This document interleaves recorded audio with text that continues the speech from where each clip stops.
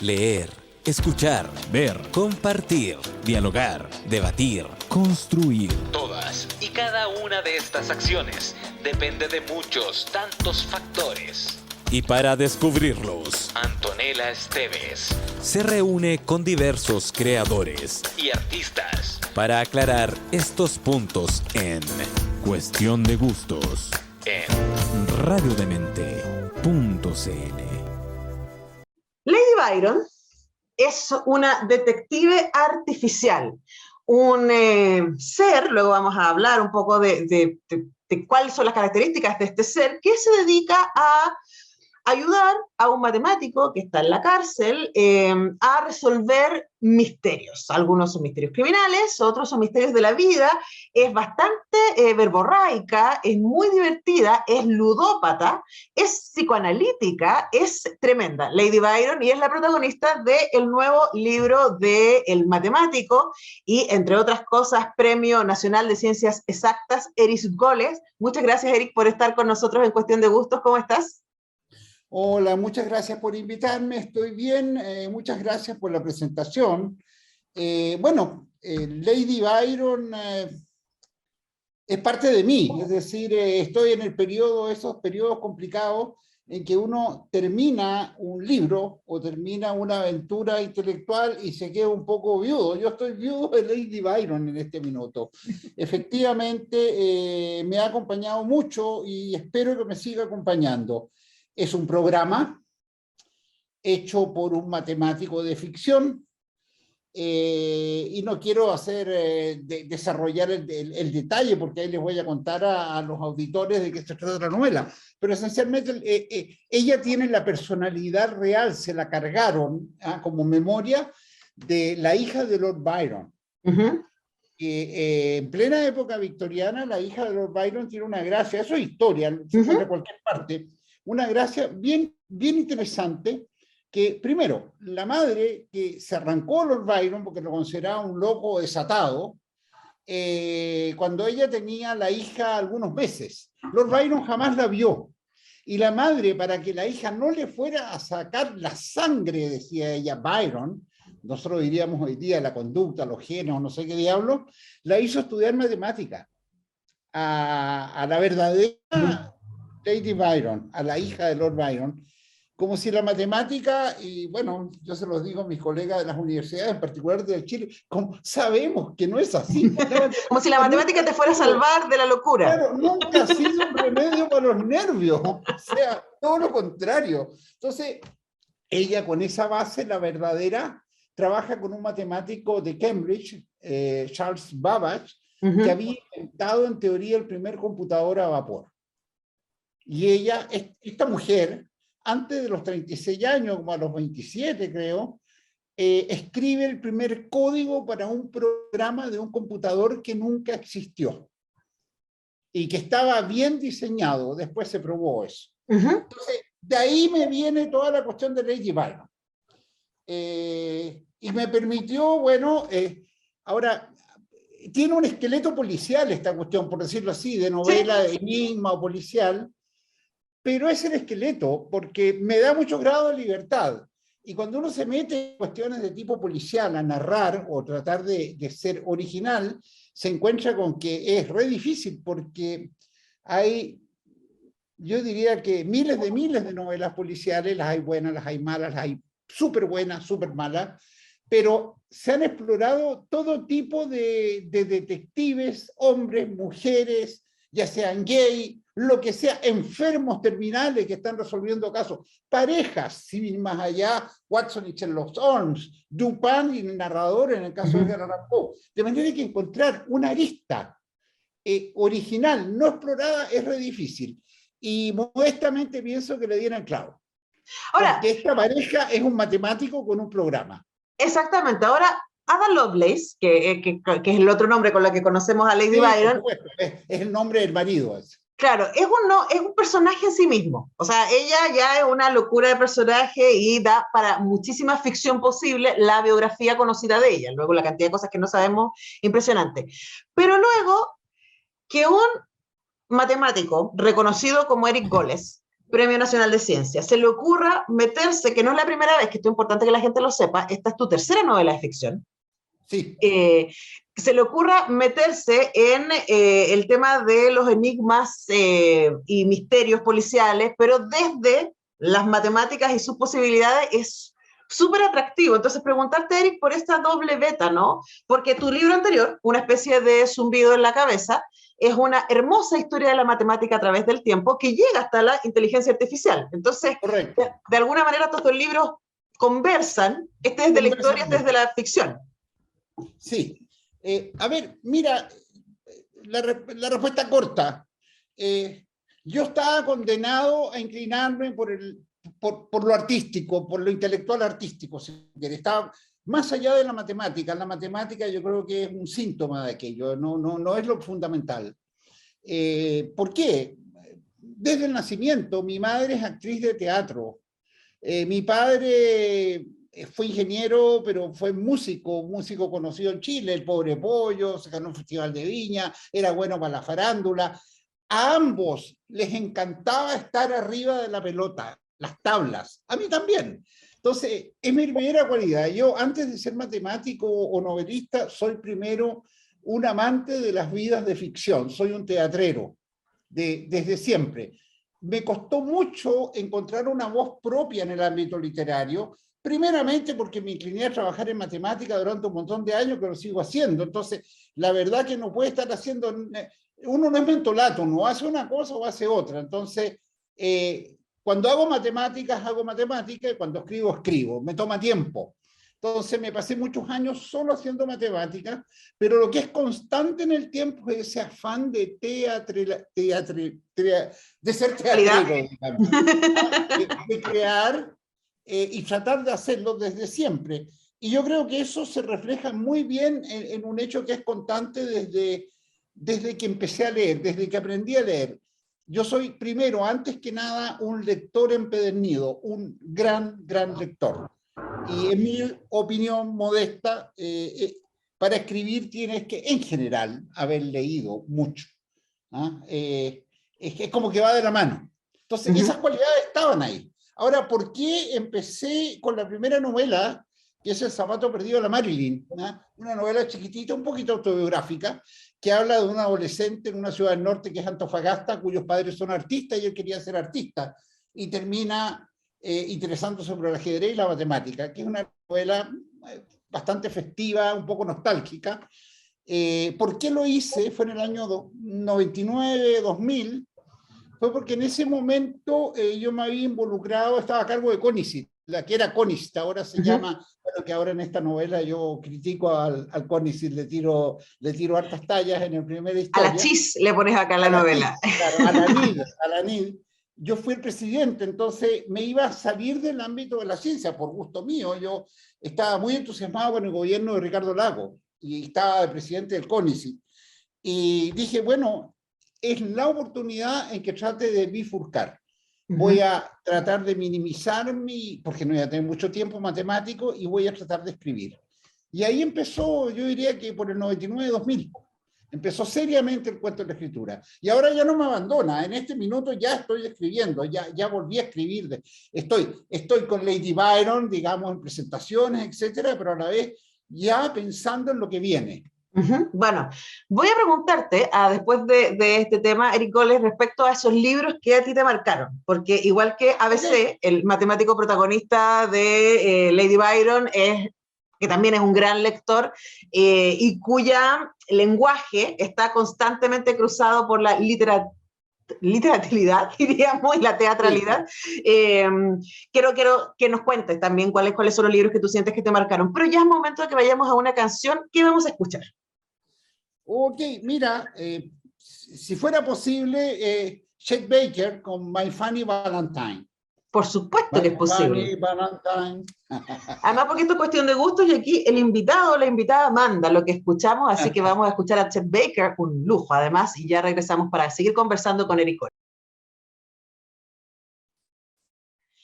Estamos conversando con Eric Goles en esta edición de Cuestión de Gustos, en donde yo le voy a contar a Eric, porque no tiene por qué saber, que este programa yo lo creé hace muchos años atrás como una excusa para hablar con gente que a mí me parecía entretenida de hablar. Gente que uno mira de lejos su trabajo, ¿cierto? Que lee sus libros, escucha su música o ve sus películas y dice, "Uy, ¿cómo llegará esta persona a construir estos mundos a los que nos invita a pasear?". Y como tú decías, Eric, que todo escritor, crees tú y yo estoy de acuerdo, tiene que ser un gran lector o una gran lectora. ¿Cuáles sientes tú que fueron los libros que te marcaron primero como persona y luego como matemático y como escritor? Mira, estoy yéndome muy, muy, muy atrás. O sea, no sé qué edad, 7, cuando uno aprende a leer, no sé, a los 5, no tengo idea. Pero casi cuando aprendí a leer, al poco tiempo, cuando ya aprendes a leer un libro de corrido, ya sin imágenes me refiero, más o menos, ese, no sé, 7 años, no tengo idea. Por ahí, Mark Twain me marcó porque me lo regaló una vecina. Me regaló Las aventuras de Tom Sawyer, el Mississippi, la noción del río, de la aventura que significa un río, la metáfora del río me persigue hasta el día de hoy. Viaje al corazón de las tinieblas de Conrad, es ese Mississippi que me ha perseguido hasta el día de hoy, digamos. Entonces, ahí tienes una vertiente de un libro que... En mi casa no había muchos libros. Mi madre era una actriz de teatro que nació así, pero no era una intelectual. De modo que llegaban libros raros, revistas, cosas, yo las leía, pero no había un método, ni había biblioteca, ni nada. Entonces ese libro fue un regalo de los dioses, que me lo regaló una señora que vivía al lado de mi casa. Esa es una cosa. Otro libro que me marcó enormemente, también muy chico, que es casi milagroso. Un día yo llego a la casa, probablemente a los 10 años, y encima de la mesa del comedor había un mamotreto que llamamos, un ladrillo empastado en un papel satinado color calipso, y era nada menos que Crimen y Castigo. Pero, ¿por qué estaba encima de la mesa? Hasta el día de hoy me interrogo al respecto, honestamente, no lo sé. Siempre mi teoría es que se lo prestaron a mi mamá para que leyera algo en relación a una pieza de teatro que estaba montando, alguna cosa así. Y yo me lo leí porque estaba subrayado, entonces ahí quedé marcado por Raskolnikov cuando se abraza al caballo. Y después, 1000 años después, cuando estudiaba filosofía en la Católica, estudiando a Nietzsche, Nietzsche se vuelve loco en Turín, y el momento crucial, muy literario, a lo mejor es literario, es abrazar a un caballo que lo estaban golpeando. Entonces, eso me marca. Y después hay una marca que es más, ¿cómo te dijera? Más profunda y constante. En Antofagasta, yo vengo de Antofagasta, yo viví con alergia, me desfiguraba, me volvió ahora, de hecho, estoy igual que cuando niño, me desfiguraba, me salían ronchas, me hacían bullying. No iba al colegio porque me hacían bullying. Ahora, de algún modo la alergia marcó mi vida para bien y para mal. Para bien porque no iba al colegio y me dedicaba a leer. Y créeme, en esa época, te estoy hablando probablemente en el año 58, por ahí 59, uno arrendaba libros. Yo iba a una librería de un señor que se llamaba Juan Bilbao, que era un cuchitril pequeñito, y arrendaba novelas que hoy diría pulp, de esas de papel de mala calidad, de chincol a jote, de vaqueros, de cowboy, de amor, de lo que fuera, unas porquerías, y novelas del espacio que le llamaban en ese entonces. ¿Sabes a quién descubrí ahí sin saberlo? A Philip K. Dick, al gran Dick, al de Blade Runner. Y no solo lo descubrí, esas historias fueron las únicas que me quedaron en mi memoria, tanto es así que pasaron más de 30 años, y un día en la librería Giver en París, en la esquina de la Rue de Secol, con Saint Michel, mirando, yo ya había leído mucho de Dick, encuentro las novelas, las pequeñas historias que había leído en esa librería cuando niño. Fui marcado por aquello. Lo demás es como decirlo todo después, porque ya crecí y empecé a leer, me marcó mucho Borges, eso ya diría el primer año de la universidad, los escritores latinoamericanos, Vargas Llosa, por ejemplo, con La Casa Verde. Vargas Llosa es el culpable que yo en una ocasión agarrara toda la plata que tenía y me fuera en bus con 2 colegas de la universidad a recorrer el Amazonas, volviendo por Brasil, porque La Casa Verde, Santa María de Nieva me tenía loco. Flaubert. Flaubert me ha marcado, y Flaubert no solo por su literatura, sino que por las cartas que él intercambiaba esencialmente con Luis Collet, que era la amante que tuvo y que encontraban a media distancia en Rouen y París en una estación. Entonces, podría nombrar tanto, el Quijote. A ver, el Quijote, pucha, es para mí, es casi un texto, una matriz que tengo, como para muchos, el Quijote. A ver, es un libro que a la vez es triste, a la vez es nostálgico, pero es el libro que te hace reír a carcajadas. Yo no sé cuántos libros son que yo me recuerdo en alguna lectura del Quijote, he tenido muchas, ir en el metro en Santiago y leyendo el Quijote riéndome solo. ¿Ah? Y es una risa que no es reírte porque le pegan a Sancho o porque apalean a Don Quijote, es una risa más fundamental.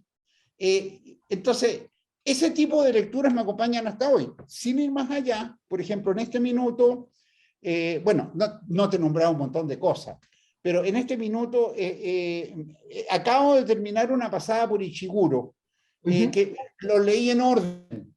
Las 7 novelas de Ishiguro, en términos, comillas, un poquito más profesionales, es decir, tratar de ver cómo construye Ishiguro su ficción. Y ahora actualmente estoy volviendo a leer Stern, que es Tristan Shandy, que es como el Quijote pasa al mundo anglosajón en el fondo, ahí Diderot. Ahora, me parece súper interesante el que en tu recorrido, en el que nos comentas, y también en tus libros, tu acercamiento con la narrativa tenga mucho más que ver con el misterio o con la fascinación por los libros mismos, como en el caso del Quijote, que es un libro sobre los libros y sobre lo que nos pasa cuando leemos mucho. Y no tanto por la ciencia ficción, porque, por ejemplo, Lady Byron es un libro de ciencia ficción, uno pensaría, ¿cierto? La construcción de esta inteligencia artificial con personalidad propia, ludópata, absolutamente imperfecta, narcisista, muy verborreica, muy divertida, pero que es una excusa para hablar de la relación que ella genera con ABC, con el profesor Arquímedes Barrientos Carret, más que con el género mismo de la ciencia ficción. ¿Por qué esa elección ahora? A ver, mira, lo que sucede es que yo he leído mucho ciencia ficción. Y hay autores que se salen del género, son grandes autores literarios en sí. Uno es Philip K. Dick, en muchas de sus cosas. Dick vivía de lo que escribía, de manera que como el 50% de lo que escribe son novelas muy cortas, la mayoría muy imperfecta y muy mala, porque se ganaba la vida. Pero tiene 4 o 5 novelas más allá del género que lo cambian todo. Y es una ciencia ficción que tiene que ver con un presupuesto filosófico de qué es lo que es la realidad en el fondo. Y yo me quedo por ese lado un poco. No me quedo en la ciencia ficción, llámalo el space opera, la ópera espacial, que es esencialmente Asimov, que lo he leído, u otros autores como Duna, que también, o las películas de Duna. Me gusta verlo, de acuerdo, pero no me llega. No me llega. La ciencia ficción que me llega es el tipo de ese cuestionamiento casi solipsista de qué es la realidad. ¿Hay algo más allá de mí? En realidad estoy conversando ahora contigo o este test de Turing, a lo mejor estoy conversando con algo en vez de un alguien. Y la única manera que yo digo, no, estoy conversando contigo, es un ser humano como yo, con intereses, etcétera, es porque estoy emulando algo que se vehicula aquí, entre tú y yo, en el medio. Pero no es que te meta un termómetro en la cabeza para saber, oye, sí, mira, es de verdad. Entonces, eso Dick me lo metió muy profundamente en la cabeza. Claro. Así que yo te diría que es un poco por ahí. Y hay otro género en ciencia ficción que probablemente para algunas personas menos conocido como ciencia ficción, que es Bioy Casares, con la invención de Morel y un montón de cuentos que son realmente sensacionales, que también juegan con la realidad. La invención de Morel es una tremenda novela de amor. Claro, y que va más por la línea de Frankenstein, uno pensaría, ¿no? Por esa otra ciencia ficción. Claro, entonces, después, lo has dicho muy bien, no lo dije antes, Byron, que es el papá de Ada, el papá real, digamos, por otra parte, de algún modo es el impulsor, en cierto sentido, justamente de Frankenstein. Ese verano que nunca llegó en 1918, me parece, en la villa de Diodati, en el lago Alemán, ¿eh? Ujú. Que llovía todo el tiempo y estos leían novelas de terror gótico, y Byron, Lord Byron, los desafía a todos, escribíamos cuentos de terror. Y la verdad que prácticamente la única que se lo toma en serio es Mary Godwin, que posteriormente deviene Mary Shelley, ¿eh? Claro. Y que sale con esta gran pregunta que va a perseguir la ciencia ficción después para siempre y hasta ahora, hasta Lady Byron, en la novela, sobre la pregunta de qué es lo humano y a dónde está el límite de la inteligencia artificial. ¿Dónde está? Por supuesto. Ahora, vamos a volver sobre eso. Esa es la pregunta para el regreso, Eric Goles. ¿Qué vamos a escuchar ahora? Porque tenemos que ir con la música. A ver, mira, pensando en la novela, en Lady Byron, ella es una chica plástica que le gustaba Rubén Blades, por lo tanto plástico. Perfecto, Rubén ella Blades. canta constantemente esta canción. Tiene Claro. buen gusto. Era una chica plástica, Lady estas se Byron. van por ahí. Vamos a escuchar Plástico entonces, Rubén Blades haciendo Cuestión de Gustos con Eric. Escuchamos a Rubén Blades, un visitante notable que nos encanta tener acá en Cuestión de Gustos, nos encanta que Eric Goles lo haya traído de vuelta. Y bueno, Lady Byron, la inteligencia artificial, que es la protagonista de la novela Lady Byron, detective artificial, que tengo yo aquí en mi mano y que de verdad es muy, muy divertida. Nos pone frente a una de las preguntas claves de la historia de la ciencia ficción y yo creo que de la historia humana. Ahora, de nuevo, Eric Goles, que tú hayas escrito esto no es casual porque tú has trabajado de manera consistente en tu trabajo como científico respecto a la inteligencia artificial. Y hoy día ya no estamos hablando de ciencia ficción, estamos hablando de algo que está ahí a la vuelta de la esquina, si no a media cuadra, ¿no? Hablemos un poco de por qué te interesa ese tema y por qué te interesó ficcionarlo de esta manera. Mira, el interés primordial, a mí no me gusta el nombre inteligencia artificial, me parece demasiado marquetero, pero es así. O sea, claro, ¿cómo más podemos describir a Lady Byron? A mí me gusta, a ver, Lady Byron, más que inteligencia artificial, me gusta la palabra que usaba más bien Turing con respecto a esas cosas, que era una inteligencia mecánica. Entendiendo por la palabra mecánica, me parece más una inteligencia no hecha biológicamente, no hecha sobre un sustrato biológico. Yo diría que la gran pregunta está, ¿podemos tener inteligencias? No digo emular la nuestra, sino que tener inteligencia con ciertas cualidades que nos hagan pensar que es un ser inteligente al otro lado, que no sean construidos a partir de lo biológico, ¿ah? Que sean construidos a partir de códigos, a partir de plástico, de fierro, de metales, etc. Mi respuesta personal es que sí, yo soy materialista, o sea, la mente emerge del cerebro, que es un ente hecho de neuronas, biológico. Y yo pienso que ese es un sustrato posible y que pueden haber otros. Esa es una respuesta como filosófica al problema.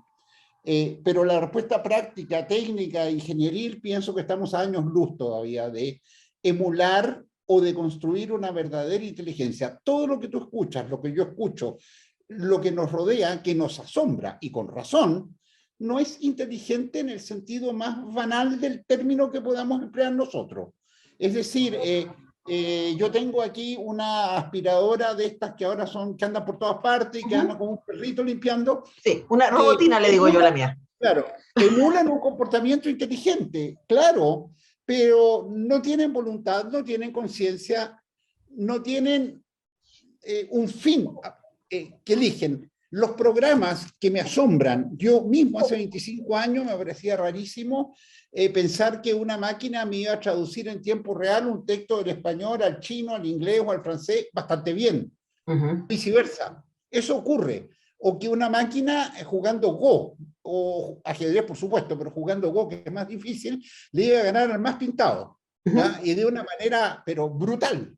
Entonces, todo eso son comportamientos que nosotros pensábamos que eran exclusivos nuestros, de una inteligencia, llamémosla así, biológica. No es así, no es así.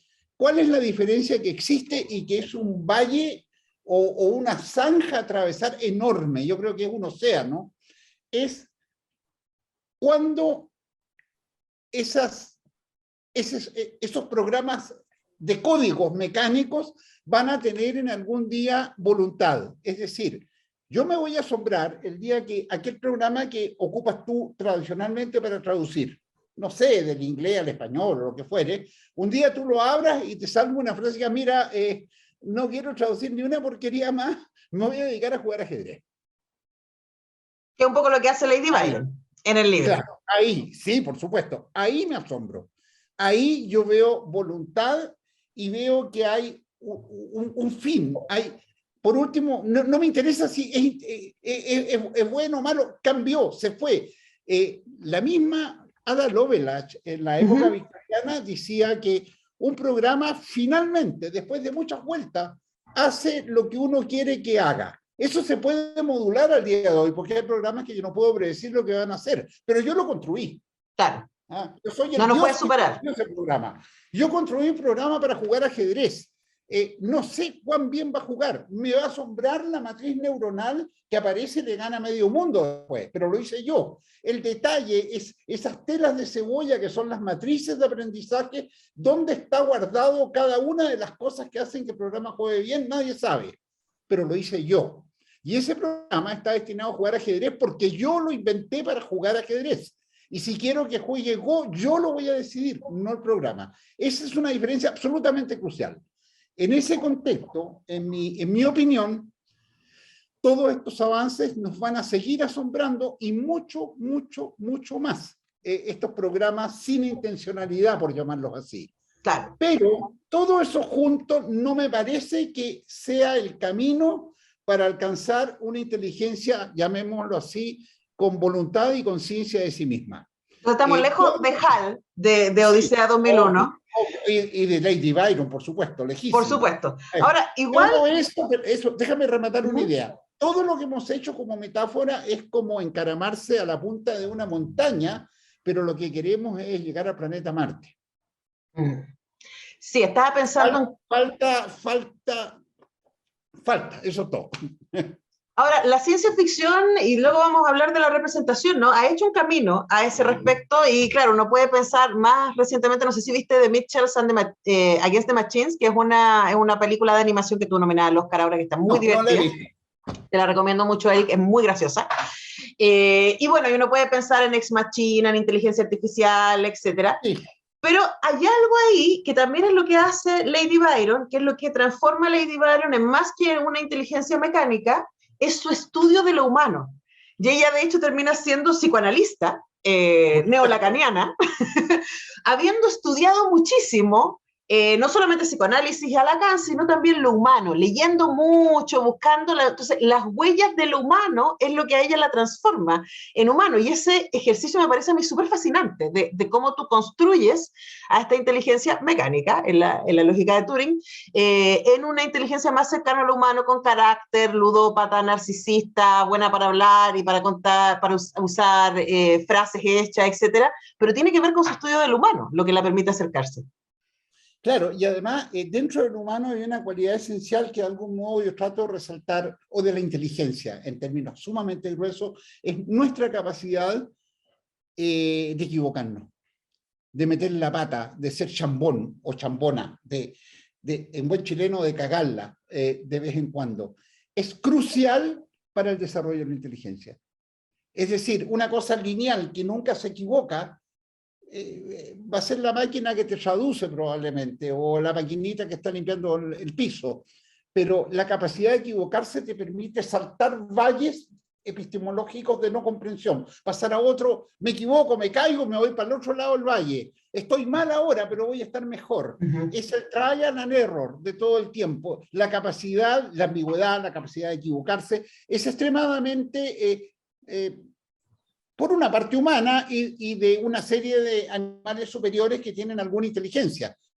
Yo no sé si tú viste, que a mí me impresionó muchísimo, apareció en Netflix, me parece, este programa que ganó el Oscar sobre el pulpo. Mi amigo el pulpo. Sí, mi amigo el pulpo. Que tú ves ahí también. Ves actividades que son absolutamente inteligentes desde el punto de vista de un animal tan lejano de nosotros como puede ser un pulpo, y que nosotros reconocemos como inteligente, con el mismo grado de certidumbre con que yo reconozco que tú eres un ser inteligente al otro lado, me refiero. Es decir, no porque lo mida, sino por la conducta, por lo conductual del animal, en este caso. Todo.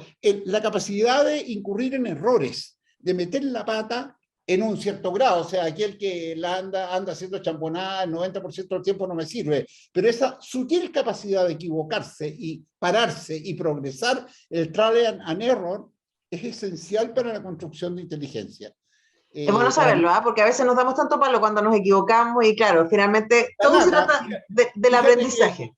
Yo tengo una anécdota al respecto, muy cortita. Hay uno de los genios del siglo XX fue Marcel Paul Schutzenberger, miembro de la Academia Francesa de Ciencia, inventor de la informática teórica, fue el que hizo las gramáticas de Chomsky, trabajó con Chomsky y le hacía todo el trabajo matemático. Un viejo que trabajó con Boris Vian, o sea, en las novelas de Boris Vian aparece como el abominable Dr. Chutz. Y él tenía dos alumnos, que uno murió y el otro es amigo mío, todavía existe. Uno es Maurice Niva, que murió seco, y el otro era Dominique Perrin. Eran los dos mejores discípulos que tenía. Entonces, este viejo que era muy histriónico, tú le decías, bueno, ¿y cuál es la diferencia? Y con muy mala leche, él los quería a los dos, pero lo echaba a competir y decía, Maurice Niva no se equivoca nunca. No se equivoca nunca. Dominique Perrin se equivoca. Y por eso es más grande. Sí, pues, bueno, yo decía, evidentemente él lo decía, una cosa muy histriónica, era bien fregado, pero en el fondo había algo extremadamente razonable en eso. Ahora, era mentira que Niva no se equivocara nunca. Niva es un gran tipo, fue un enorme tipo también de la Academia Francesa de Ciencias. Entonces, pero la capacidad de equivocarse. Bueno, y tú deberías agregar ahí ser resiliente, porque si yo me equivoco y después me equivoqué y me pongo a llorar y me quedo sentado en un rincón, estoy frito, seguir adelante. Ahora, yo creo que nos vamos a seguir sorprendiendo enormemente con los programas que emulan comportamientos que nosotros creíamos privativos de nosotros, los Homo sapiens sapiens. Yo creo que nos vamos a seguir sorprendiendo, pero me parece que falta un salto epistemológico que tiene que ver con el estado de la neurociencia, con el estado de la informática, la matemática, la física, todo eso junto, y la psicología, que todavía no agarramos bien. ¿Qué es lo que es la mente? Emana de un aparato biológico que es nuestro sistema nervioso, nuestra mente, ¿de acuerdo? Eso es físico, biológico-físico. Pero ¿cómo podemos emularla en otro sustrato? Esa es la gran pregunta, en la cual yo de algún modo técnicamente invertí mucho tiempo. Me tocó trabajar con Varela en París durante un tiempo, hace mucho tiempo, y trabajar en redes neuronales artificiales, modelos matemáticos de aquello. Por ahí me viene este afán de tratar de comprender estas cosas. Por eso me parece tan notable cuando salió el libro de Lady Byron y uno dice, oye, es un libro sobre una detective artificial, porque ella es una inteligencia mecánica, pero escrito por Eric Goles claramente no es cualquier cosa y por eso estamos teniendo esta conversación. Eric, ¿con qué vamos a distraernos ahora? ¿Qué música se viene? Mira, acá tengo varias cosas, tenemos dos todavía más, te digo una más, digamos, me gustaría cerrar Mediterráneo, y te digo por qué. El Mediterráneo es parte de los mares que yo amo, que he nadado en muchas partes y muchas veces, sobre todo en el Adriático, en la isla de mis ancestros, de mis abuelos, la isla Bracha. Ya, pues vamos con Serrat, entonces, y Mediterráneo. Serrat, Mediterráneo. Escuchábamos a Serrat con Mediterráneo, estamos haciendo Cuestión de Gustos con Eric Goles. Y Eric, yo quería preguntarte, para ir cerrando esta súper interesante conversación, respecto a algo que yo creo tienen en común tus dos últimos libros, que son los que yo tengo acá, ambos publicados por Planeta. Este que se llama Una especie de zumbido en la cabeza, que es una historia de las matemáticas, y este que es Lady Byron, de lo que hemos estado hablando hasta ahora, que es esta novela policial en donde una de las investigadoras, porque no es la única, es una inteligencia mecánica. En ambas aparece algo que me parece que es muy interesante, que es la representación de la figura del matemático. Acá hay una especie de zumbido en la cabeza, tú nos cuentas la historia, ¿no? Pero lo entretenido de este libro es que nos vas contando anécdotas también, de quiénes eran los matemáticos, de en qué estaban cuando hicieron estos aportes tan significativos a la historia de la ciencia, de qué es lo que les pasó, o lo que sabemos a partir de su biografía, en términos emocionales con esos aportes, en qué terminaron, etc. Y en el caso de Lady Byron está el personaje de Arquímedes Barrientos Carter, que es un profesor de matemáticas que termina por torpe, diríamos, en la cárcel, ¿cierto? Y que está muy feliz en la cárcel porque puede investigar, no tiene que hacer clases, no tiene que enfrentarse a la burocracia académica, cosa que por supuesto entendemos muy bien, y aparece ahí. Y es un personaje que es muy fácil de querer, es muy culto, está siempre discutiendo con Lady Byron, a pura frase literaria, ¿cierto? Y hay un juego ahí muy interesante con el lenguaje entre ellos dos. Y quería preguntarte por esos saltos, ¿no? Siendo tú mismo un matemático, escribir dos libros, uno de ficción y otro, diríamos, de historia, sobre lo que han sido los matemáticos y la figura de cómo nos imaginamos a los matemáticos. ¿Por qué te pareció interesante acercarte ahí? Es algo que me ocupa, incluso hay un referente antes, no lo nombraste, pero está la novela La conspiración de Babel, que es la historia de un matemático en Chile, que descubre la lógica justo antes del golpe, en paralelo con la vida de Gödel, que cambió el siglo XX y cambió la humanidad, saca uno de los resultados más importantes, es el Aristóteles contemporáneo, digamos, justo antes que los nazis entren a Viena, el 38. Entonces, mi afán por tratar de, comillas, mirarme un poco a mí mismo y mirar mi, comillas, mi gremio, por llamarlo así, data de hace mucho tiempo. Yo exagero las tintas, no en el zumbido, pero en la conspiración de Babel, entonces, porque el narrador en ese caso es un matemático totalmente desquiciado, o sea, está en el límite de la rayadura, digamos, ¿ok? Pero digamos que como en todas partes, en el gremio de la matemática, se cultivan ciertas rarezas. Rarezas que te puedo decir. Te doy un ejemplo personal divertido. En alguna ocasión, hace 15 años, fui al cementerio general un día sábado a mirar el mausoleo italiano, arquitectónicamente, y entramos por una puerta que no es la principal. Y arriba decía, se prohíben entradas de vendedores ambulantes. Entonces yo miro a mi colega con el cual le digo, ¿y dónde los entierran?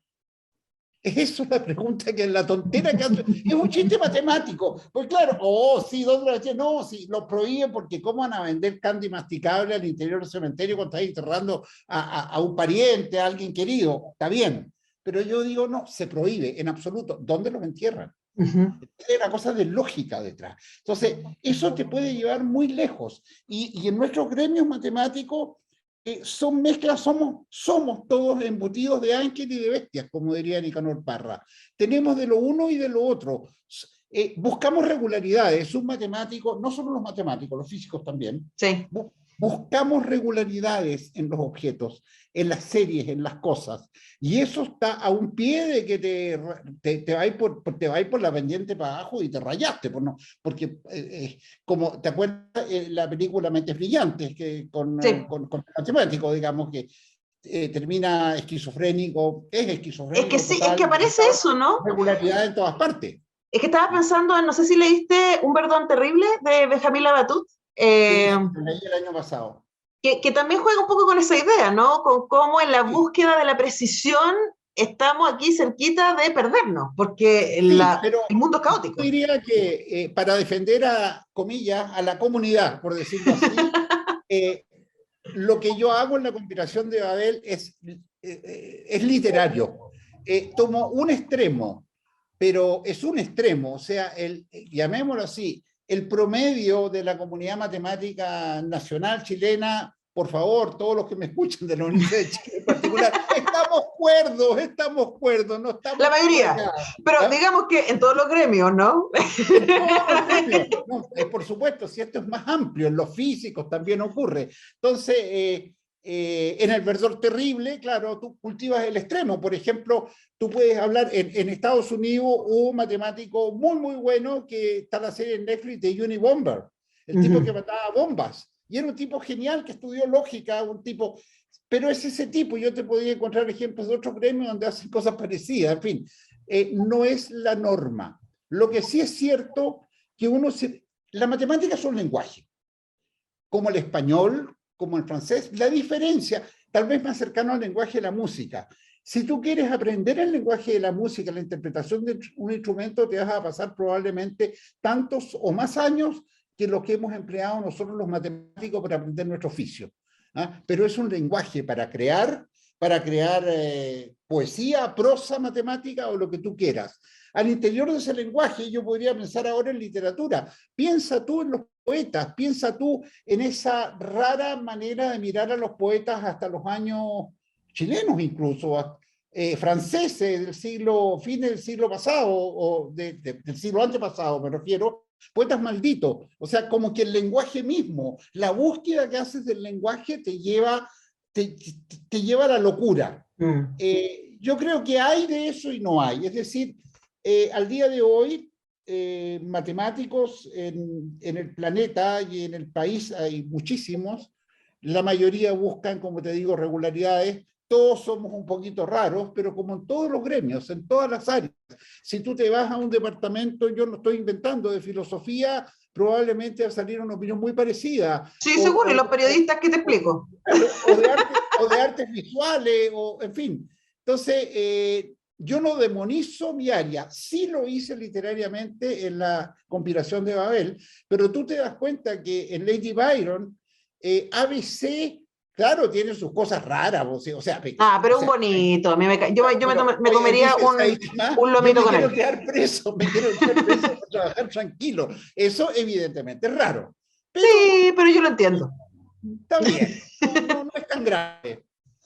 Bueno, les dejamos invitados entonces a que consigan Lady Byron de Eric Goles. Lo van a pasar muy bien leyendo esta novela y también van a aprender muchísimo con una especie de zumbido en la cabeza, los más recientes libros de Eric Goles, nuestro invitado Cuestión de Gustos de hoy. Eric, ¿con qué vamos a cerrar el programa?